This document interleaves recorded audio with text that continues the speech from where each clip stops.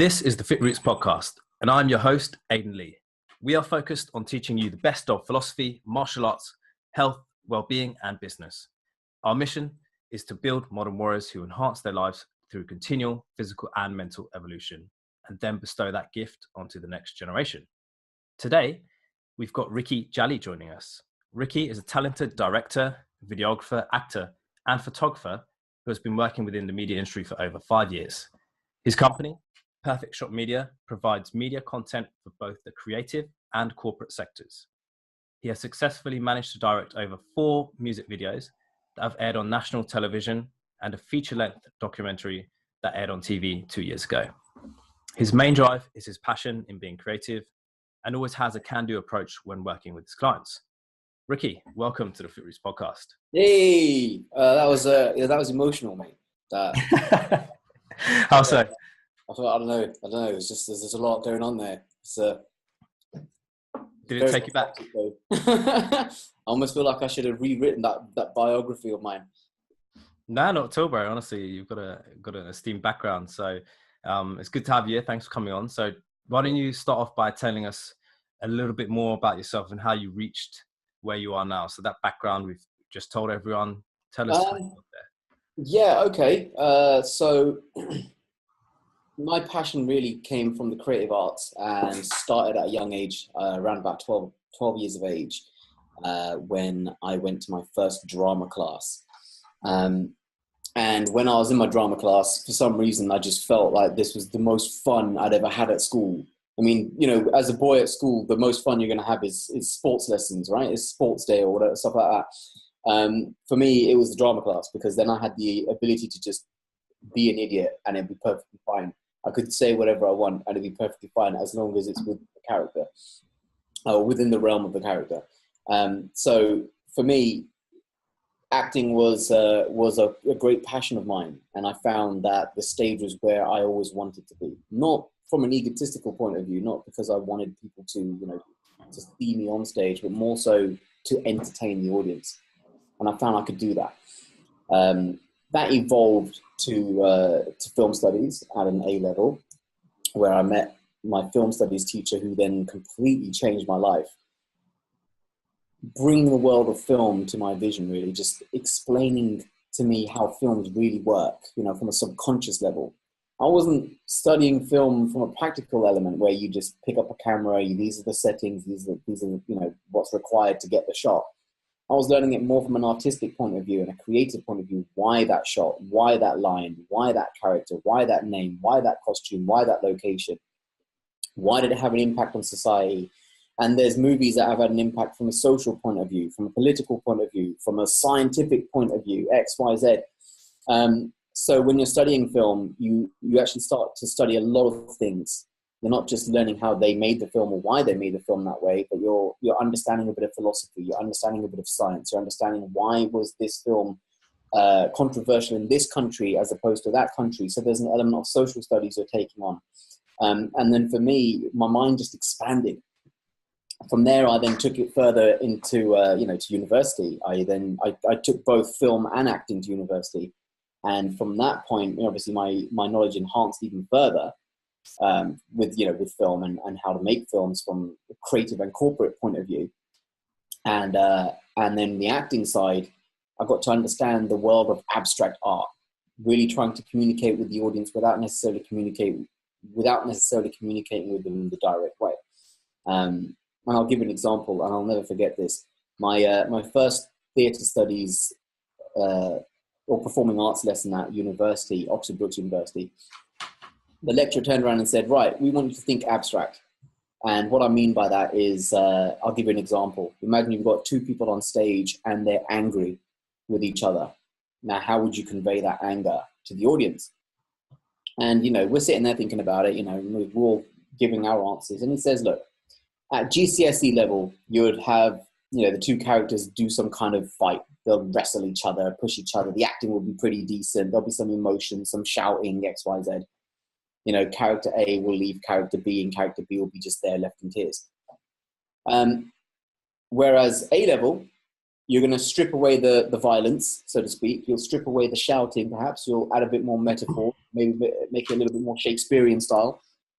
You know, up the acting though, up the intensity. And again, you'll be left with character A or B left on stage that's all upset, or they're both left, either way. But then he turns around and says, but if you want to make it abstract, how about both characters say nothing? They don't even look at each other. And behind them, you've got a blank canvas. And on that blank canvas, you know, these characters decide to just splash paint on that canvas. So you've got paint as a part of the performance. They're splashing paint. And by the end of the performance, you have a visual representation of their conflict. And straight away, the objection to that was, well, how would you know it's anger? And, you know, the lecturer said, that's completely down to the audience. If the audience take away anger from that, that's down to them. I mean, you could splash the paint maybe a little bit aggressively, but you try and hide that, and you want the image to appear aggressive to show their conflict, right? To represent that. And I'm sitting there thinking, what? So we're supposed to be splashing paints now for all, you know, for all our performances from now for. You know, I've no idea how to tackle that and how to apply that going forward. But that's just an example of lesson one, you know. And then from that point forth, you have to think outside the box. You have to really think, I'll say outside the box. You just have to think of different ways to convey an emotion or a message to the audience without doing it the linear approach. You know, try and get them to get that emotion without making it obvious. And that transferred over to my film studies when I was starting to write scripts. I started to see deeper ways in having a script connect with the audience. And then, you know, when you're watching movies now, with that in mind, with everything I've mentioned, when I watch a movie now, it's not the same thing. I'm seeing it from many different perspectives now. I don't just watch the film how I used to when I was younger. But then none of us do. We're always learning, right? So anytime you watch a film now from where you watched it, let's say 10 years ago, it's always a different lens. But from my perspective, I'm seeing it from the lens of what the director was trying to do, what the actor was trying to do. What are they trying to convey here in these subtle movements? Why is that dialogue there, which stands out a little bit? Is this a good script or is it a bad script, right? So I'm looking at it from a different perspective. And I've always loved that, though. My mind's always ticking whenever I'm seeing an advert on television or a TV show or a movie. You know, and then I could play a video game, and a video game is like a movie now. You know, I'm playing a movie, and I'm always thinking, oh, how will I do my own one? You know, and then from that point forth, you know, I left university, went into sales. I won't go too far into all the stuff I did after that, but I always found myself gravitating back to this position where I wanted to be creative. And so would you say it was this drawing back from that foundation that you learned, developed from what sounded like your first inspirational teacher, which really pulled you back yeah, to photography and videography again? Yeah, I mean, photography was more of a passion. I picked that up as an A-level. I will never say that I'm, you know, the most talented photographer. But my profession really more so is the directing. It's the videography side. And the photography side, I have the team with me. I can take pictures, but I wouldn't put myself out there as the best photographer. But yeah, it evolved to the point where I thought, well, let's make this a business. I can't just jump into making a movie. You know, and you can do a music video. Problem is, you won't get one for the next 3 or 4 months. So you'll find that the pay might be great, but when you spread it out, it's not great at all. So I expanded the business and now cater to, you know, the creative and corporate sector. Awesome. Well, yeah, Ricky, for those who don't know, works with myself as well. So he's my hand man for photography and videography, and also he trains as one of our students at martial arts school and one-to-one. So got a great relationship, and I know that Ricky really takes the theoretical side seriously. And I think that's probably, Ricky, the difference that I found when I've looked at other people's work. Not everyone, of course, but the vast majority. This is where I think you really shine. You know, like when we did our trailer, for example, that was your forte, you know, the directing side of things. What would you say the difference is between, I guess, what you do and your approach compared to the conventional one? Conventional being what, though? Well, okay, yeah, we can define that, but conventional being the standard, you know. God, I mean, I know you told me about your gripes with the industry and things like that before about, you know, everyone's just focusing on maybe doing the wedding stuff because it brings in the money or whatever it might be. Yeah. Whereas they're not really necessarily being true to the conventional to the creative side of what they truly like to express.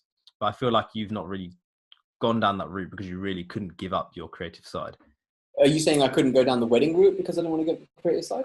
Almost, because I know how much you're not a huge fan of it, but Yeah, how much that has allowed you to shape your creativity in your work. most videographers and photographers have at some point in their life, especially creative ones. Let's say most creative videographers that do music videos, documentaries, short films, corporate trailers, have at least at some point in their life done a wedding. It's just, I think it's part of the journey. I'm not putting down wedding videographers or wedding photographers. I just know that's not for me. I didn't study film to do weddings, although it's interesting now that when you see weddings and you see wedding trailers, that's the thing now, right? Trailers for a wedding. So, you know, that's taken straight out of the playbook of film studies, really. It's watching television. It's using the same kind of techniques to convey us and tell a story to the audience. So it's evolving. So you could say that, you know, I could go back into weddings and have as much fun being creative from that perspective, but it's not the direction that I would like to go.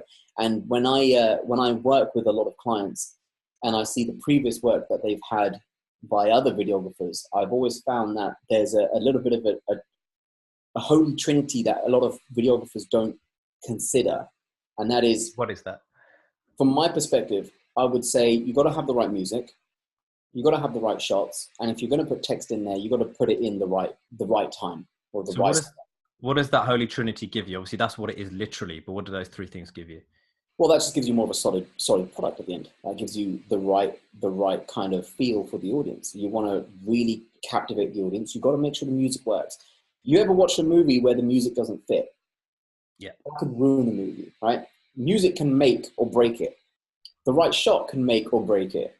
And if you're going to put dialogue on screen and you've got a serious film and then you suddenly put text on the screen that's, let's say, I don't know, Comic Sans text font, right? It's completely ruined the feel.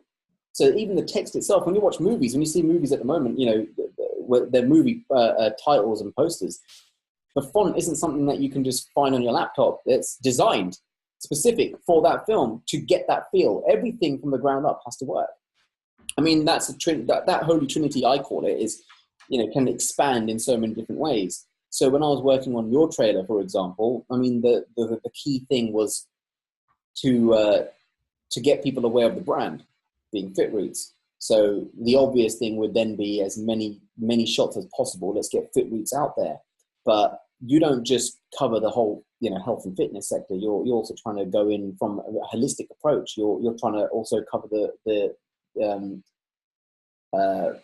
fundamental element of nutrients and what people can eat and diet and stuff like that. So dietary requirements, and you're doing philosophy as well. So we wanted to capture that and put that within the trailer, but it has to flow. Because when you think about that, okay, so I want a trailer that's gonna, you know, advertise my gym product, so to speak. I do health and fitness, I do philosophy, and I also do nutrition. Now, philosophy sticks out in that sentence. Philosophy sticks out. But now let's figure out a way to bring that in so it makes sense, right? So, you know, you got to then find a flow, create a storyboard, make sure it all fits together. So no one then looks at that trailer and go, hold on, that sticks out and that doesn't make sense to me. You want them to go, oh, that does make sense. And that's unique. It's a unique selling point for you as well. But then you want the right music to flow in with that, to tell that story, because the music will also, it's almost like a boat that's just taking you there nicely on a gentle tide, really. And then I'm with you, because otherwise it would make a disjointed scene and too many complex things not really intertwining with one another. So that's really important. I just want to also touch on the point you brought up earlier about teachers and people who taught you. Yeah. How important were those people to you? And it sounds like your first one was particularly. My film studies teacher was the most influential person for me for my creativity, because up until that point, I mean, you know, you can say my first drama lesson was very influential. If anything, if it wasn't for that, I wouldn't be here. So you could almost argue that was the most important moment for me from a creative output point of view. But that it wasn't the teacher, it was the lesson. It was the freedom of the lesson. I've had many different drama teachers, and it's just the freedom of expressing myself, which is great. My film studies teacher opened my mind. As far that's the best way to just describe it. My film studies teacher taught me how to see the world in a different way, and how you can communicate to the world through film, through the subconscious mind. And I'll give an example. So a lot of people have seen the movie Independence Day, right? So imagine this. This is my first lesson, right? Film studies lesson with a guy called David Keir at Windsor College. We watched Gladiator and then we watched Independence Day. That was our first lesson, right? 2 movies back to back. I was like, oh, I'm loving this. This is easy. Then he turns around and he's asking us, okay, so what's the movies about? And we'll stick to Independence Day. What's the movies about? Oh, okay, cool, right, an easy one. Yeah, aliens come down and take over and we need to fight them back. It's just taking on external threats. All right, cool. Anything else? And we sit there and we're thinking about it. All right, well, the obvious one is American patriotism, right? It's all about America and how America can actually save the world. Yes, America. And you can see that in the last shot, because in the last shot, when the mothership goes down, you see a shot in India, and you see a shot in like Russia or something. You see shots around the world where people are standing up and giving a standing ovation to America. It's just basically saying, America, you're great. And it's filmed for American independence, Independence Day. That's great. Okay, cool. And we're sitting there thinking, right, we've read into this film. This makes sense. And then he turns around and he says, what if I told you that the film is actually also about male dominance over women? What if I also told you, you can take a look at the 4 main characters. You've got Jeff Goldblum, who's this environmentalist, who's not quite taken seriously. At that point in time, an environmentalist wasn't seen as a manly thing. He's riding his bike, he's, drinking out of the plastic cups or something. He doesn't smoke. And then you've got a president who's not really taken seriously. He's lost his wife. You've got this homeless character who again isn't taken seriously, and then you've got Will Smith, whose wife's a stripper, and then all of a sudden these 4 characters, they turn it around completely. The president gets on the plane, he fights for the country. You've got the homeless character who sacrifices himself. You've got Jeff Goldblum, who ends up smoking a cigar at the end, right? Because that's what it means to be a man, right? Supposedly. And then you got Will Smith, who is a key figurehead in taking the fight to the mothership. Now, I said male dominance here because at the moment, all you're seeing is 4 men that have now found their alpha traits, so to speak. But the male dominance here is the reference to the mothership. It's a female. When the fat lady sings, the small spaceship goes into the mothership and then leaves the mothership, and the mothership explodes. And that's meant to be symbolic of sperm entering the egg but deciding to leave, believe it or not. Now, you may feel that that's reading into the text, because I thought that at the time. I was like, yeah, that's maybe you're looking too far into it. But the script writers actually designed for it to be that way. And when you actually realize that they meant for that, then you understand that there's actually a subconscious communication going on here. And then I was just like mind blown, right? I couldn't see movies the same way. Now, that being said, not every film has subtext. Not every film is there to try and, have a labyrinth way of, being dissected to communicate and convey different messages. They're not all like that. But the ones that are revered and stand the test of time generally have more than one way you can read the film. You've got to take that into account. The majority of films that have stood the test of time have more than one way that it can be viewed. Wow. Well, yeah, I didn't know that about Independence Day, so that's a great insight. I've watched it, but obviously I hadn't known the particulars about the script, so that's a interesting insight. So to summarize that, I guess you're saying is your teacher allowed you to see things without the veil and take away the mask that was probably hiding the true nature of what the film was really trying to portray. Yeah, you could say that. You could definitely say that. You could summarize it just like that. My film studies teacher showed me a different way that you could watch a movie. And at first, that may seem like a simple thing, but for me, it changed my thought process entirely. And on that note as well, then, what would you say is the value that a good teacher can provide? Oh, it's invaluable, because a teacher can effectively influence your entire life. That one positive experience has put me to this position where I am at today, where, I'm proud to say that I am a director, I'm a photographer, I'm a videographer, and an actor.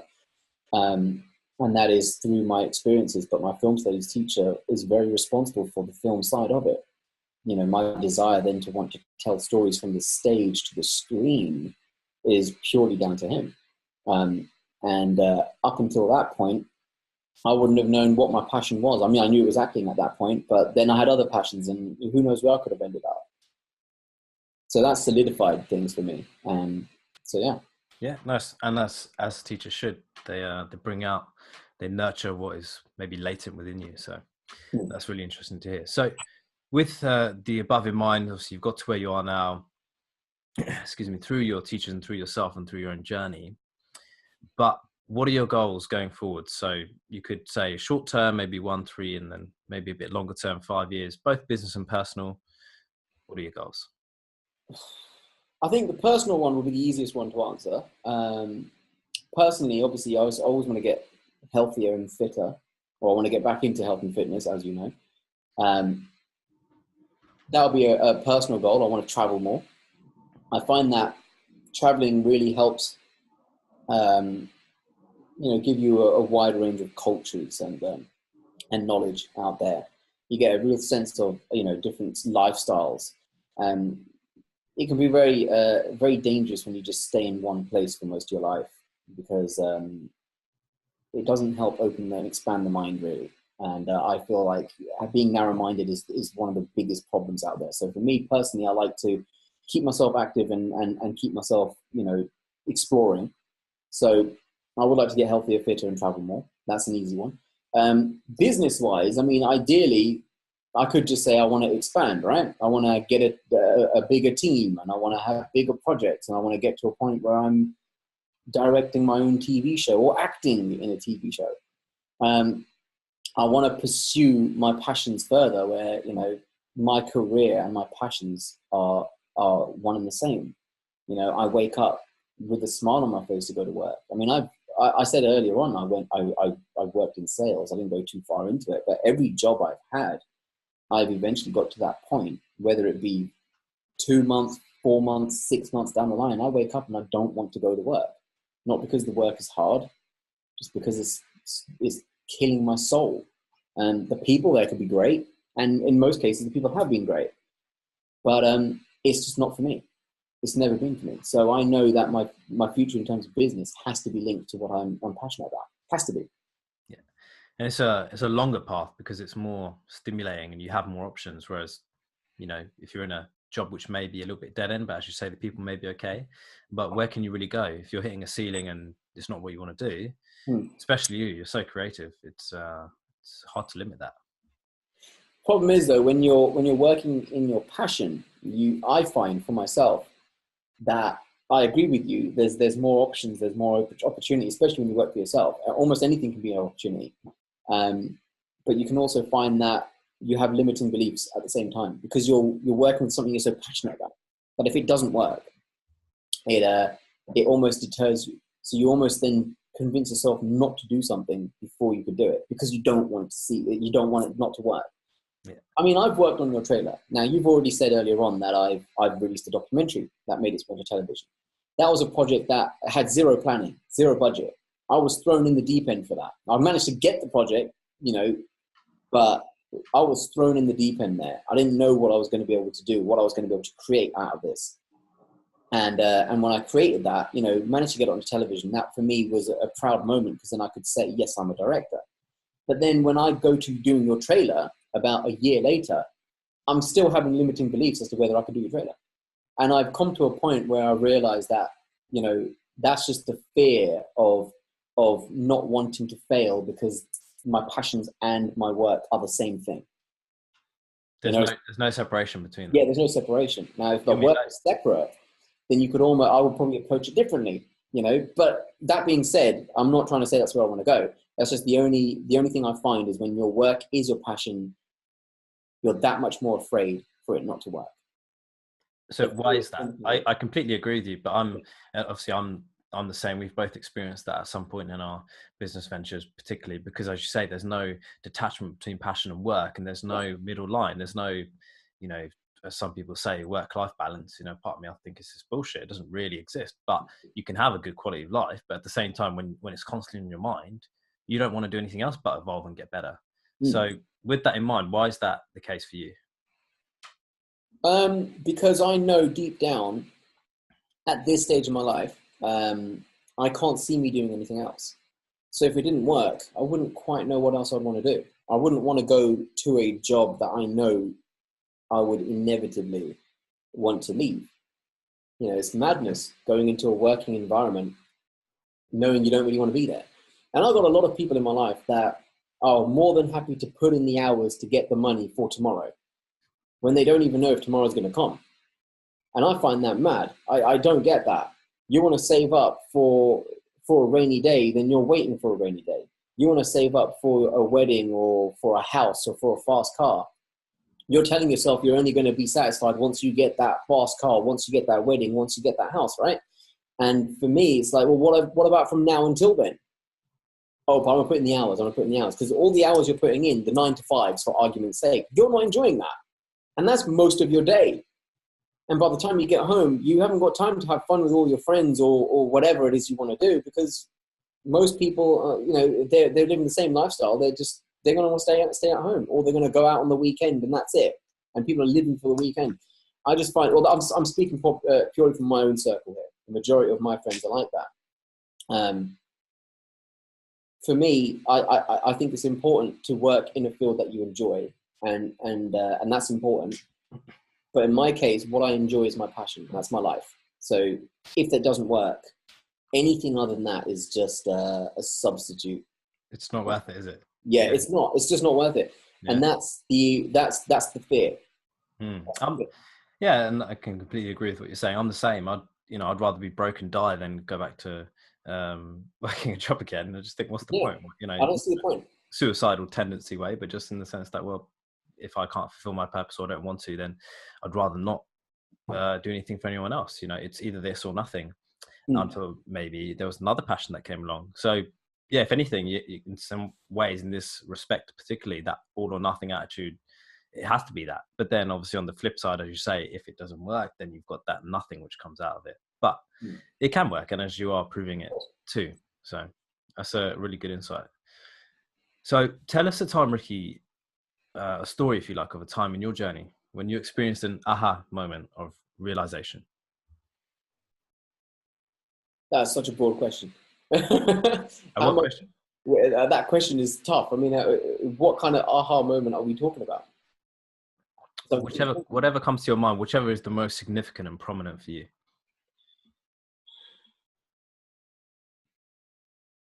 Wow, I wouldn't even know where to begin on that. Other than what I've already mentioned, because what I've mentioned to you were aha moments with regards to drama and film.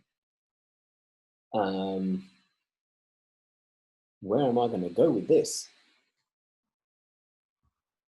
So you say those two were what you've already mentioned were probably the most prominent. Is that what you're thinking? They're the ones that come straight back to mind, and I feel like I'm going to end up repeating myself. So I'm going to try and find a different moment.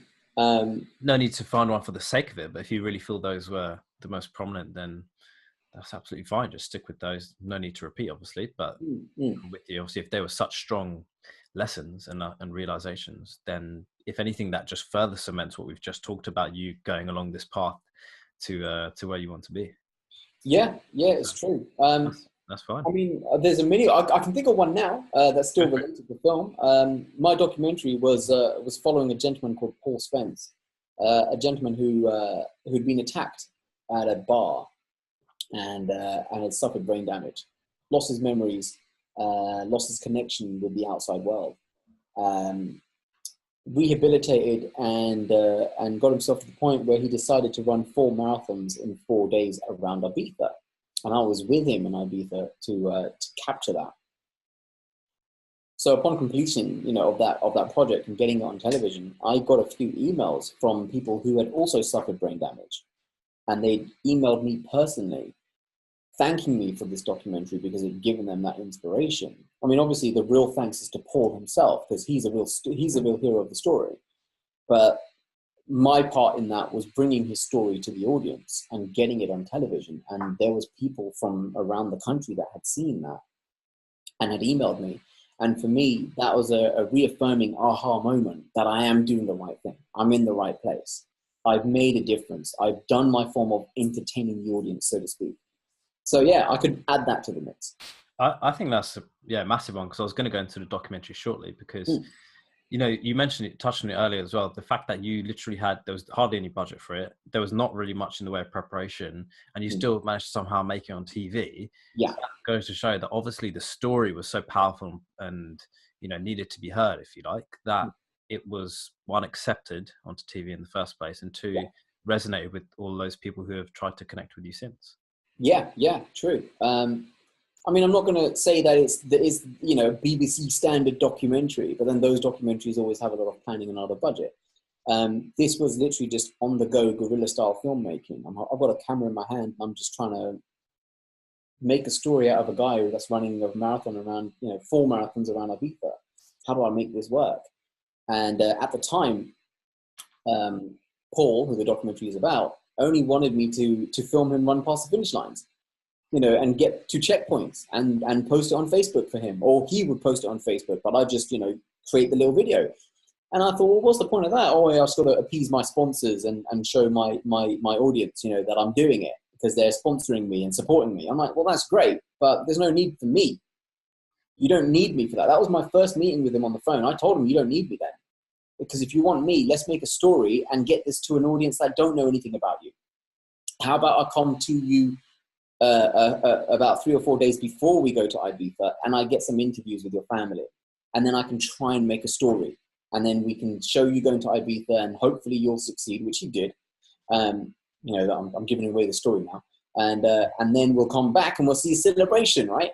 But you know, if I can get some interviews with, like, say, the doctors or people that treated you, you know, your fitness instructor, and they can really talk about what you were in, and get any footage of what you used to look like and what your lifestyle was like before to what it is now.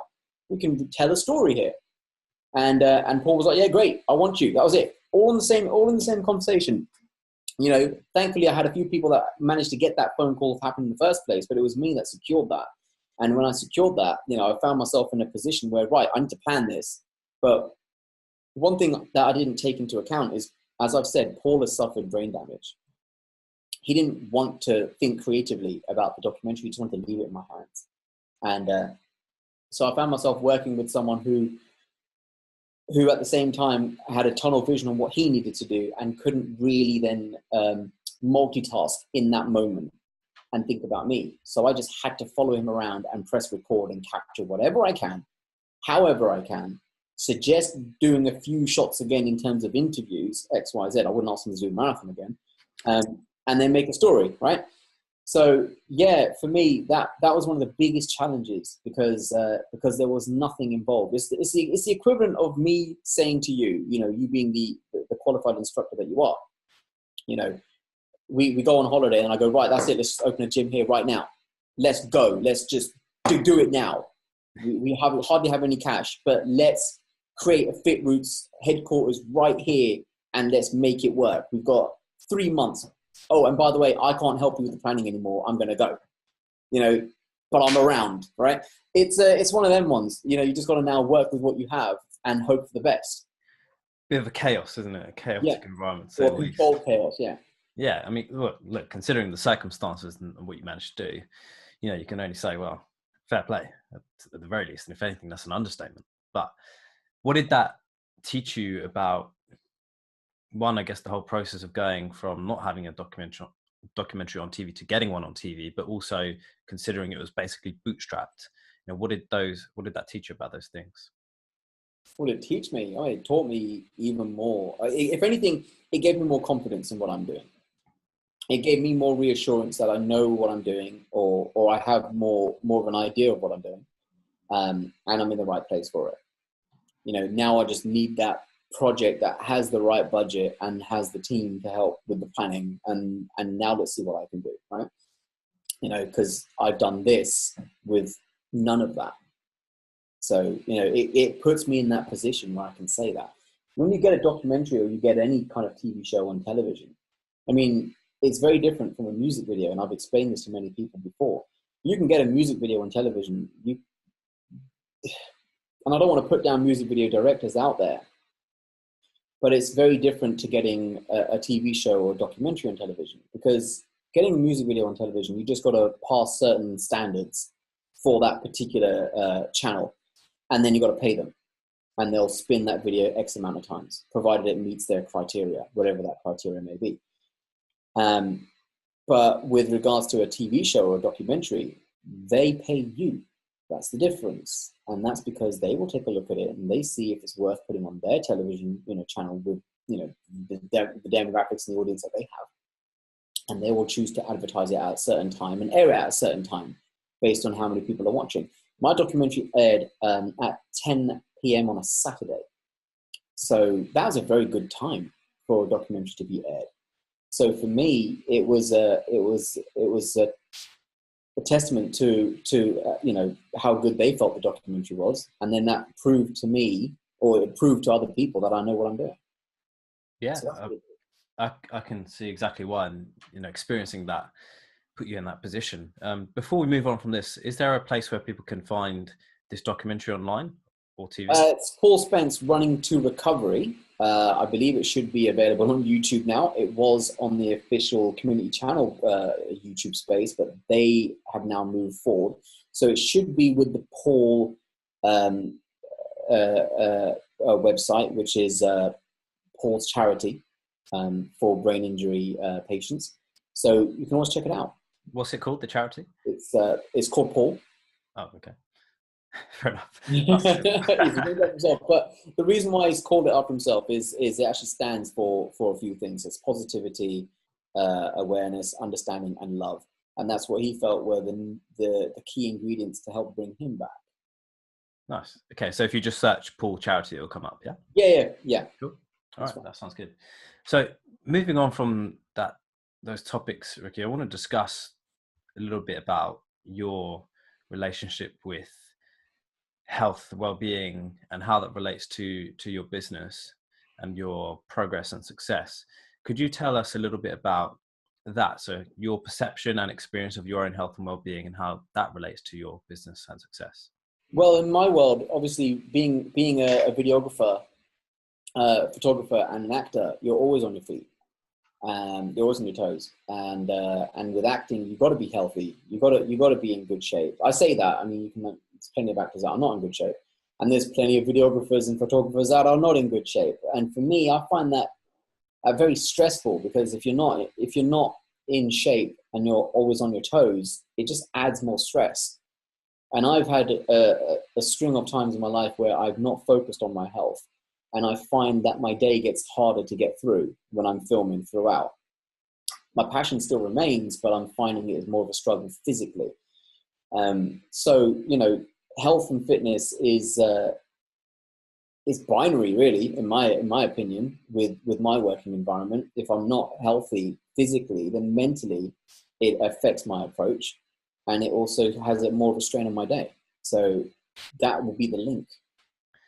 Yeah, I can see that, and I've seen that in you as well when you've had those waxing and waning of looking after yourself when you haven't in relation to your work. So it's interesting how that reflects. So what advice would you give to those entrepreneurs and men out there who maybe are struggling with trying to create that relationship that you have or that you're trying to improve on? I would say that you've got to link training to a part of your success. Don't link it, or don't put it in a separate box, much like your diet. So if you look at your diet, a lot of people put diet to something separate to training, but that's not. It's the same thing. Right? The fuel you put in your body is going to have a big impact on your training, right? And of course, it's going to have a big impact on how your body is then formed through your training. So you've got to then look, with that logic in mind, you've got to now look at your diet as a part of your training. So if you couldn't train that day, but you ate well, that's as good as saying I've trained. It's the same thing, right? Now, if you can accept, but that doesn't mean that's it. Don't train and just eat healthy. I mean, you can just eat healthy and you'll still be healthier, right? But if you eat healthy and train, even better. And now you bring that to work, you're working even better. You're more efficient. And if you're a business entrepreneur and your goal is to be successful, you've got to link that. You've got to link them all together. They've got to all be in one. And if you can link those three things, your diet, your health, your fitness, and your business in the same category, that would be the best way of going forward. in my opinion.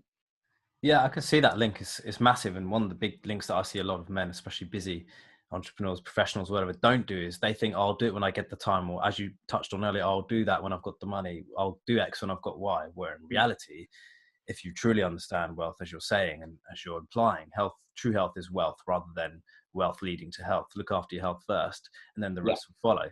But with that in mind, going forward, so maybe whether it be yourself or others who are struggling to put that in, if they've made that conceptual change to say, right, okay, I need to put that first rather than last, or I'll do that later. What are some simple things you've done and implemented, whether it be habits, strategies that maybe people listening to this can learn from? That's a tricky one, because in my world, I mean, I used to be a tennis coach, which you know, but we haven't touched on that. So as I was growing up, sports was always a part of my life. As much as acting was, sports was as well, and tennis was my second passion. So for me, when I'm not being active for a certain period of time, I can feel the difference. But if we were going to speak to someone who was already lazy from the start, that's a tricky one, right? Because you're going to need them to do a few workouts for them to get that aha moment, that eureka moment, that euphoric moment, that happy hormone, right? Where they suddenly feel the difference in their day. They have a better night's sleep, and they feel more productive when they're more amped up in the morning. You're going to need to get them to that point first.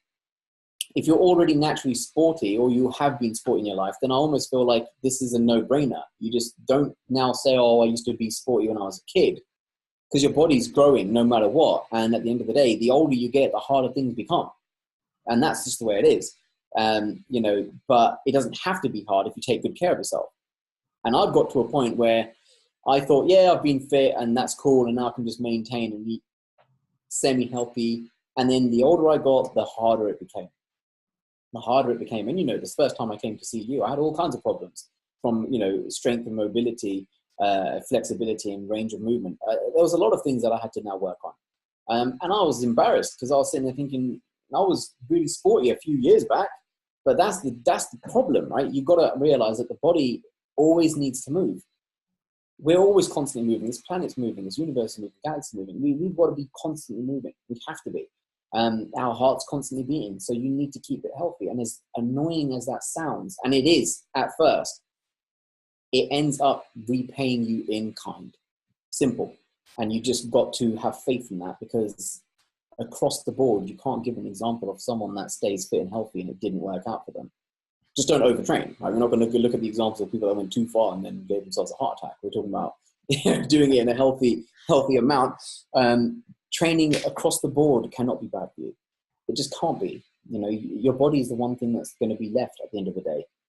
So you need that. Yeah, all the money aside, all the resources aside, the only resource really we have is time. If we can extend our quality of life and and length of life with greater health rather than wealth, that money will come back tenfold. And as you say, I think if you have a bigger importance on health, the ROI, even in a business sense, will increase tenfold. Even myself, when I've not focused on my health, I know business suffers. When I focus on my health, it gets better. So surprise, surprise, it's not just some correlation. There's definitely a causation. Yeah. So, good. And that's with your talking about health and fitness generally. Obviously, you do martial arts with us as well, but tell us a little bit about and I know you've done some stuff before as well, but your journey and learning in martial arts, because I know that was something you, as you were talking about earlier, struggling with the mobility and the flexibility and the movements and the fitness, how that has helped you, shaped you, or your perceptions of martial arts in general. It'd be interesting to hear your insight, and especially how you related it to film in the past with me personally. With martial arts, as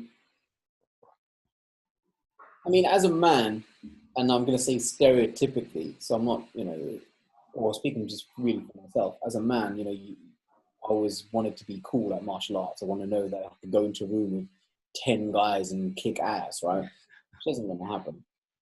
But it's nice to know you can take care of yourself. I think that's just something for myself as a man I'd like. I'm not going to speak across the board. I know in this politically correct world, it's, I've got to be careful with those words. Don't be PC, man. Say um, but for me, martial arts and training itself roots you to being in the present moment. And there's nothing more important than that.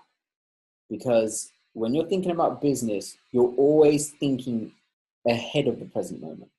You can be in the present moment, but then you're always thinking ahead of the present moment. You're always thinking ahead of the present moment because you're trying to think of the future. Just like your health and fitness, you're thinking of where you want to be. So you're working towards that. But when you are training in that moment in time, the pain is very real. You can't disconnect from it. And when you're fighting someone and you're training against someone who's a better standard than you, or not a better standard than you still know there's a possibility you can get hit. Now, in this world, we've seen fights on television where you've seen the greatest sports upsets, right? Or you've seen a fighter who should have won that fight that didn't win that fight because the other guy got lucky, or the other girl got lucky. So we live in a world where anything can happen within any moment. So you've got to be present. You've got to be in the present moment. And martial arts does that. And I find that nothing does it better than that. The martial arts and training itself keeps you in that moment because you can't disconnect. If you're fighting someone, you can't disconnect. You can't overthink it. You've got to be in the present moment. You've got to be reading their movements, and you've got to be aware of yourself. And you've got to adjust and adapt within that moment. You can't go ahead and you can't be in the past. You get hit and it hurts, but the fight's still going on. You've got to carry on. And that's something I've always appreciated about martial arts, that it roots you to that, keeps you present. And that, for me, is what I find is the most important and fascinating thing about fighting, which is why I can see the art form in it.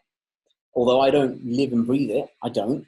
I passionately watch from the sides when it comes to fights on television, and I get involved from a training perspective. I don't really have the intention to compete, and grade to a certain standard and then open my own school or kick ass, whatever. I just like to know I can take care of myself, but I love the fact that when I'm training and I'm coming to class, I'm in that moment. I can't be disconnected. But I can go to a meeting tomorrow about a project, a big project, and I'll be there, but I'll also be thinking about other stuff related to that project and things to do tomorrow for it. I'm always somewhere else. I'm never always in the present moment. And training in martial arts does that. Yeah, and if you do enough of it, or you, whether it be meditation, martial arts, or whatever, it allows you to take that presentness you're experiencing in that moment to other parts of your life. And I've seen it in yourself, in myself. Sometimes, you have a stressful day, a bad day, but when you're going in there to train in martial arts in particular, if you're not focused, it's not like certain other types of training where you can kind of cruise along and, not worry about if you're not fully present. But as you say, if you've got, especially if you're sparring or something, you've got someone coming at you, fine, don't be present, but be prepared to get hit in the face. Yeah, of course. If you're not present, you get punished. Yeah. And no one wants to get hit, right? You don't go into the fight wanting to get hit. And then the moment you do get hit, you'll realize you don't want to get hit. I mean, you don't see a fight where someone wants to get hit and all they do is allow you to keep hitting them. They'll want to get hit to get mad to hit you back. Fine. You can see psychos like that, but they still need that reaction to then be present. Yeah, exactly. Some of the dodgy ones take the hits to rile themselves up, as you say. But and also the other points about being able to defend yourself. As you say, you're not someone who's going to be competing and doing this as a business like I am. But that's not necessary. The point is, as you say, you're taking those lessons over to the rest of your life, experiencing the other benefits and the byproducts that come with that. And arguably, as a man, if you can't defend yourself and others around you, I know it's a little bit on PC, as you say, but surely that's one of the prerequisites of being a man, as Hobbes says, self-preservation. So if you can't look after yourself, what else can you really do? Yeah, agreed. Cool. So that's really interesting. The discussions we've had about martial arts and stuff, I know, like I said, you don't have to be a black belt or a pro, but that same insight you've taken from film, I know you've applied very well to martial arts, and hence why I know it was because of your tennis coaching background as well, but you also definitely learn at a quicker pace than I saw in a lot of other students, but also taught at a better way or in a better approach than many others did as well. And I'm sure that's down to your teaching experience too, but it's also not just that, it's the way you look at it. You see the concepts, what they are, rather than just, oh, this is a punch or this is a kick. Cool. That's really interesting. So thank you. So moving on, the topic obviously you're an expert in is, you're directing things like that. But why is this important to you and others? Why? Well, I mean, okay, so from my view, everyone I've ever met um, loves music or movies or TV shows. They may not love all three, but they will love at least one of them. Art is a part of us all. It's within our cultures, it defines us in a way. We use art to express our views, our emotions, our opinions. And film is one of those powerful tools. It's just another form of art and expression. For me, that is me expressing myself or expressing and conveying someone else's message and bringing it out to a wider audience. For me, film is one of the most powerful tools to getting a message across. I mean, the television itself was one of the greatest inventions in terms of advertising, you know, and when you take a look at the majority of people in the country, the majority of people in the country will at least have a television, right? Or have watched a TV show of some kind. So I find that, you know, we all, as a form of escapism or a form of entertainment, go back to these things, whether that be listening to music, watching a movie or a TV show. So it's the access to conveying and getting that message across, whatever that message may be, or entertaining the audience. It could just be something as small as that, entertaining the audience. For me, film has been the greatest tool to do that, the best tool to do that. And there's so much you can do with film now. I mean, you've got films that are set out in space and they can look as real. You know, you can have a film anywhere. The imagination now is the only limit with what you can do with movies. So I find that fascinating because you've got all kinds of films out there that have all kinds of meanings and hidden layers to them, and they can spark debate. And then, you know, you're in a room with people that have different views and opinions, and before you know it, you're sharing a moment in time because of this one movie. You know, I went to watch the Infinity Wars recently. I'm not going to give away any spoilers. Best film I've seen in God knows not how long. And I'm there, you know, with a group of friends, and we're all from different backgrounds. And then we're having a massive discussion about the film and our views on it and what we took away from it, what we thought was cool and what we didn't like, if there was anything we didn't like, which wasn't the case. You know, before you know it, though, I'm having that discussion with my other group of friends when I get back home that I know have also seen the film. And then before you know it, I'm having a mini discussion on Facebook about it. And you know, we're not just talking about what's so cool. We're now talking about, you know, what it meant for us. And this is a comic book film we're talking about, which is layered. There's so many layers to it. And that's what a movie can do. It can bring people together, and then you can share opinions. And then before you know it, you get an idea of that person through their view on this film. And that's what I find fascinating. Just like I'm assuming in your world, you know, you can only truly know a person when you fight them, right? You've heard that expression many a times, and you can agree with that. See, with me, I don't resonate and live that life. I don't live that life. So for me, I know a person when I get to understand what kind of films they like. I get to have an idea of what they're about. I get to have a bit of an idea of how they think, and then we can have a discussion about the films that they like and the films that they don't like. And before you know it, I'm getting an idea of them, right? Exactly. Good analogy, because regardless of which expertise you are coming from, film yourself, martial arts, health, fitness, whatever, myself, you know, those parallels are still the same.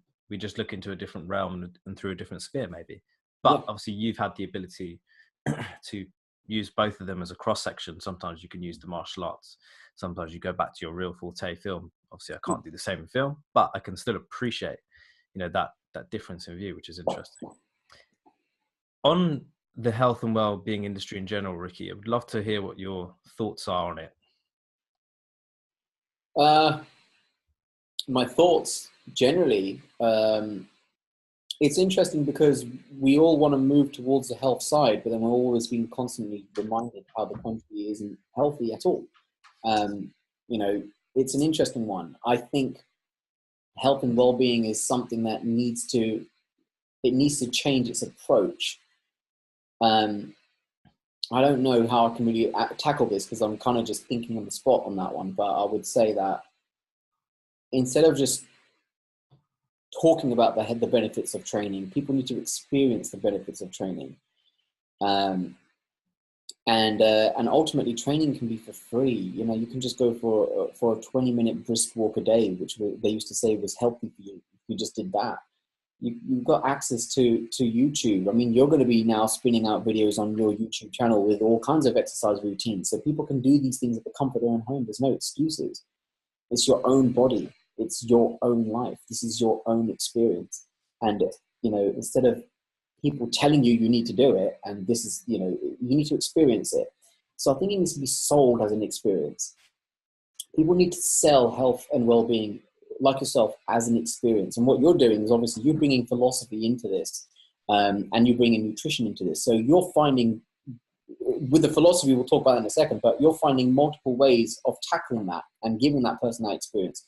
So they can start with the nutrition, they can start with the diet, and then they can apply that to the training and suddenly realize after week 2, their training is easier now because their diet is taking effect.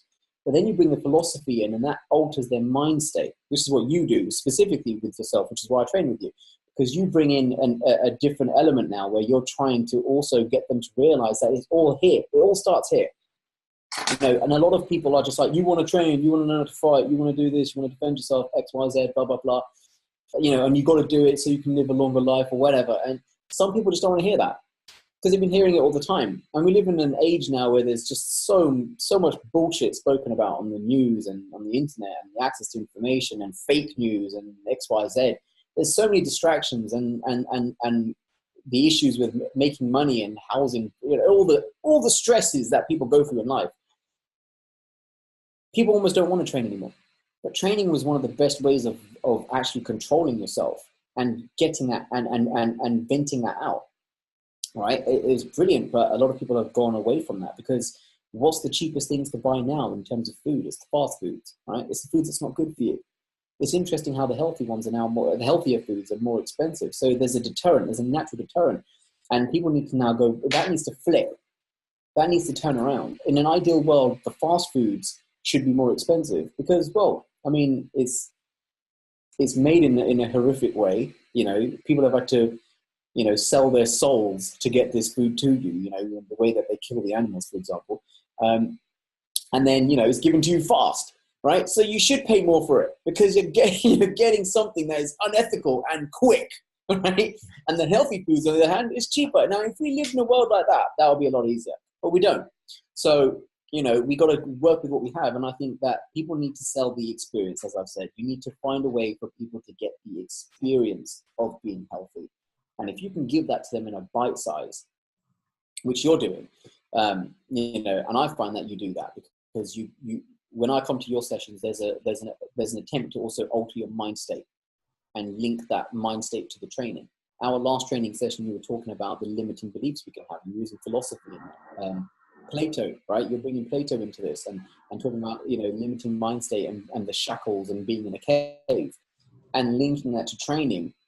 You know, we all have that. You know, when I'm training and my stamina isn't that high, I start to have limiting beliefs of what I can now do. If you're saying, right, now you've got to do 20 roundhouse kicks on this pad and I'm already drained, I'm telling myself, oh, I'm going to drain out by 7. I'm giving myself a limiting belief, right? But we've already had the discussion, funnily enough, beforehand. So now I'm now aware of the limiting belief and the shackles and the cave I've created because we've already had that discussion. So then I'm walking away with a different mindset, and it's the mindset. And I personally feel that's the main thing. So that's what I think, from my opinion, but I'm not as well versed in that world as you are, for example. But that's what I would think. Yeah, and many key points you've raised, but you don't have to be as well versed. I mean, the main thing is you are experiencing it, which is the main thing, and what a perspective you've just shared there. Because, as you say, it's an experience, or it should be at least, given and received and committed to as an experience. A couple of distinctions you make. I think one of them you actually just make subconsciously now is just using the word training. A lot of people say, I'm going for a workout or I'm going to do a session. No, it's training. There's a massive difference. You're training your body, you're training your mind. You are committed to this as part of your process, as part of your path, rather than a workout as a single standalone session. So even just you could argue, yes, semantics and syntax or whatever, but it's about how it's programmed into your mind, as you're saying. Yeah. And so many key points. But if it's sold as an experience and people realize that and they enjoy it, on top of that, and they, as you say, they're bringing in the right parts of philosophy, and it doesn't have to be in martial arts, it could be in general strength training, whatever it might be. People will have a much higher commitment level to these kinds of things. So yeah, it's like one of my mates that does weight training. What does he say when he does his sessions? I've got my gains today, or something like that. I've got my gains. What do they say with these weight trainers when they've done that? Some gains. Get your gains, right? Or something like that. You know, you've gained something today. And that mentality is interesting, because now you walk away having done your reps, pushing weights, gaining something. So you've walked away psychologically now knowing you've got something. So yeah, like you said earlier on, instead, if you could change the word training to, I don't know, I'm upgrading myself today. I'm just throwing something out there. But psychologically, that's more exciting, right? I'm upgrading, I'm improving myself. I don't know, something else. But saying I'm training at the moment, the word to a lot of people that I don't like to train has a negative connotation. I'm not saying train is a bad word, right? So many people, they love that word. But the people that you're trying to attack that don't want to train, that word has already has a negative connotation, right? A negative association. Yeah, so it's painful, it's stressful, it's why do I want to do that, rather than what's it going to give me? So yeah, I'm with you. I can completely understand that. Moving on, last few sort of more quick fire questions, Ricky, is more related to men in particular. Okay. What issues do you see that men should be thinking about, if any?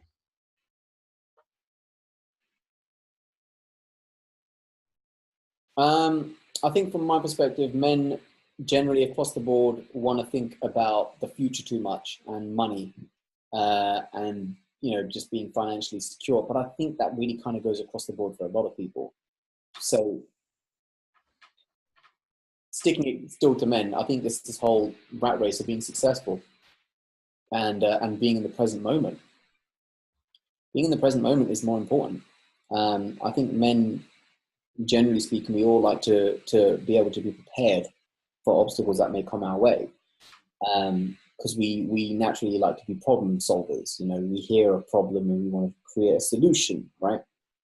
And then we do that systematically for our own selves and our own lives, and we live in a country where you can't really have a good quality life unless you have the money.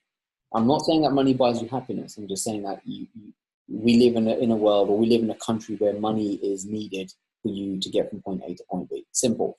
But then when you have that in mind, a lot of people are thinking in the future constantly. It's just, where's my hustle at? I've got to figure out ways to make more money here. And then before you know it, you've reached a certain age and you've just lost all those years not having as much fun, not doing as much with that time. Yeah, and as it said, money is bestowed upon one in direct proportion to the value that they bestow upon others. So if you're providing little value, no surprise if we haven't got any of it. But the more we provide, eventually more will come, but not in some cliche woo-woo way. But as you say, if you just focus purely on the wealth attainment and creation, it's going to be particularly hard, especially if your field is not something, for example, just purely financial like us. We're doing something a little bit more arbitrary where the money has to come as a result of the value we provide. Yeah, agreed. Awesome. So what advice then do you have for the younger generation of boys who are, if you like, coming into being a man, and also those young men? Geez, what advice do I have for those people? That's an interesting one, because from my perspective, I'm in the media world, and I see, the biggest influence on people, the younger generation right now, is social media. And I fortunately grew up in a time where it didn't exist, but then when it did exist, I was still young enough to benefit from that. So social media came out when I was at university. Facebook was first spread around university, right? At Harvard, I believe. Then it went to prestigious universities, and then it spread out to other universities. It wasn't open to the public. And I was at university when it was then accessible, right? So I got to take advantage of that and then see it grow amongst many other social media apps, but I've seen the influence it's had.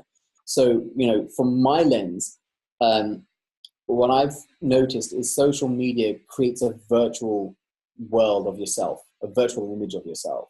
I mean, forget the image of yourself that's actually there, but a lot of people advertise themselves to be, let's say, more popular or more successful or more in the know.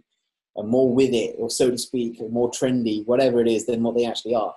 And in doing so, you're no longer living for yourself, you're living for other people. I got to a point where I'd put a post up on Facebook, and if I wasn't getting enough likes, it used to annoy me. Now I'm at a stage in my life where my social media is private and it's just for me. I don't need, I'm not justified or verified by the likes of others. And it actually is a lot more stress. It's a lot less stressful for me, or it's a lot more stress-free, is what I was about to say. So I think for the younger generation, they need to take into account that, you know, you want to live for yourself. You want to have a better idea of what it is you want to do. Health and fitness is mandatory, because the moment you start getting older, you don't want to cross that bridge when you get there. I've got family members who've got all kinds of health problems because they didn't live a healthy life. I think we all could have a member of the family that's like that. So we live in a world where the signs are there. You just don't want to ignore them. So as long as you're taking care of your health and fitness, the rest should take care of itself. Yes. And if you're always looking for validation outside of you, of course, it's never going to build up your self-esteem. So no, never. I know people that have Facebook and they use it as a platform for, you know, massaging their own egos or their own ulterior motives or agendas. And for me, it's like, that's not going to get you any happiness. It's not. But you can convince yourself and you can convince the world it will.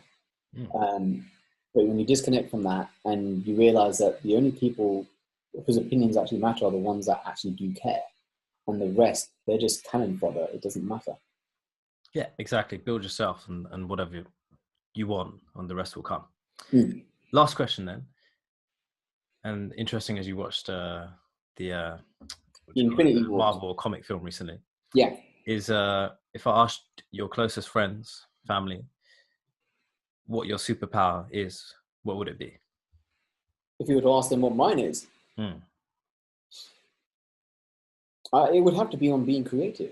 It would have to be, I wouldn't call it a superpower though, that's a bit too much, but being creative, I would say it has to be that, and communicating with people. Awesome. I'm kind of giving you there, sorry, but that's cool. I think, yeah, that is, you're big on effective and efficient communication. So I've experienced that, and as even some of our fellow students have, and obviously your clients. So I can completely see that. Before we wrap up, Ricky, is there anything else you want to mention? Things you're working on or whatever it might be at the moment? No, unfortunately, when it comes to projects I'm working on, I can't talk about them until they're done. That's the nature of the beast. If there's anyone out there that wants to join the team from my filming team, by all means, get in touch. I got no problem. I am looking to expand. And if you want any creative content from myself, get in touch. I do all kinds of things. If you want photography or videography, great. That's me plugging myself. Right? As you should. Yeah, but that's all I would say then, from a selfish point of view. But yeah, stay tuned, and I would advise coming to your classes. And that's not just me saying it because I'm on your podcast. I would seriously say, calm down, because Aidan likes to have an approach where he wants to get to understand you. He wants to get to know you from a personal point of view. And then he will create a training that is bespoke for you, but it covers many different angles. It's not just training. It is, as I said earlier, it is like you're upgrading yourself. You are changing your mind state. You are changing your diet, and you are training to what it is you want to get the results you're looking for. So it's a very bespoke approach, and we all as individuals would love to feel that when we go into a shop or go into any environment, we're taken care of. Someone is taking care of us. If you wanted to get your suit tailored, is that comfort in that person taking your measurements and your personal details and all those things, as opposed to them just, I'll write it down here and I'll just get it done for you. It's that feeling of that attention to detail that you'll get. So that's what I would suggest. Give it a go. Awesome. Well, I appreciate you plugging myself as well as yourself. Thanks for sharing how you do things, but also how we do things and how that's affected you. But last thing before we wrap up, Ricky, where can people find you? So what's your website, social media and things like that? Yeah, it's Perfect Shot Media. FitRoots.com. The social sites for Perfect Shot Media at this stage don't exist. I've decided I don't use them platforms anymore. I want to keep it more professional for the creative and corporates. It's the website. Contact me on the website. By all means, there is a contact me page at the end. Otherwise, you can go and try and follow me on Facebook. It's Rakesh K. Jhalli. That's my real name. Ricky's my nickname. But by all means, give it a go. And yeah, I look forward to hearing from any of you guys if you want to work together or if you have any opinions. Awesome. How do you spell Rakesh K. Jhalli, just in case anyone wants to know? So that's Rakesh. K is the obvious one. And then Jhalli surname Jhalli. Cool. I'll put your links in the show notes. But other than that, Ricky, I just want to say thank you very much for being on here today, for your time and for the lessons that you shared with us. And as we say here at FitRoots, thank you for joining us in building modern warriors. I'll see you all soon. Thank you.